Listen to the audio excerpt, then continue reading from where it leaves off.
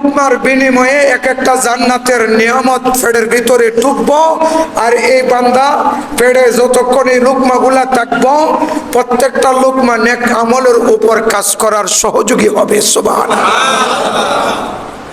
তো এই 4 দিন আর একদিন 5 দিন চলে গেল, তাহলে 305 দিন 1 বছরের চলে গেল আমাদের রোজার মধ্যে। সুবহানাল্লাহ। এই জন্য প্রতিদিন রোজার মধ্যে নিয়ত করা 30 ফরজ আর রোজা রাখা 30 ফরজ। রোজার নিয়ত করাটাও ছিল ফরজ, নাওয়াইতু বিসাউমিন গাদিন, অথবা আমি আপনার রিজিক খায়া আগামী কালকের রোজা রাখলাম, এইটুক মনে মনে কল্পনা করা, মনে মনে বলা ছিল 30 ফরজ। আর সারাদিন উপবাস থাকাটাও ছিল 30 ফরজ। এই 30টা ফরজ আদায় করে 30 দিনে 300 দিন রোজা রাখার সওয়াব আল্লাহ আমাদেরকে দিয়ে দিয়েছে। সুবহানাল্লাহ। এবার 60 দিন রয়েছে, এলে 6 রোজায় 6 10 কত, এলে কত হলো? কাসিয়ামিদ দাহা, 1 বছরের রোজা। এই 6টা রোজার ফাজাইল আল্লাহ তাআলা অনেক দান করেছেন।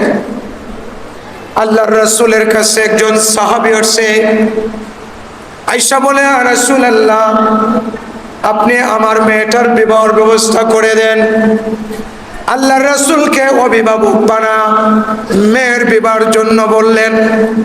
আল্লাহর রাসূল মসজিদে নববীতে দাঁড়ায় বললেন, সাহাবীরা রে, একজন আল্লাহর বান্দির বিয়ার প্রস্তাব এসেছে, সুন্দর বান্দি, তার মধ্যে গুণ বহু গুণ আছে, আল্লাহ তাআলা বেহেশতের গুণ রেখেছে। কে আছো আমার এই সাহাবীর মেয়েকে বিবাহ করবা? সাহাবারা শুইনা মসজিদে যারা ছিল সব দাঁড়াইছে, সবাই বলে, ইয়া রাসূলুল্লাহ আমি রাজি।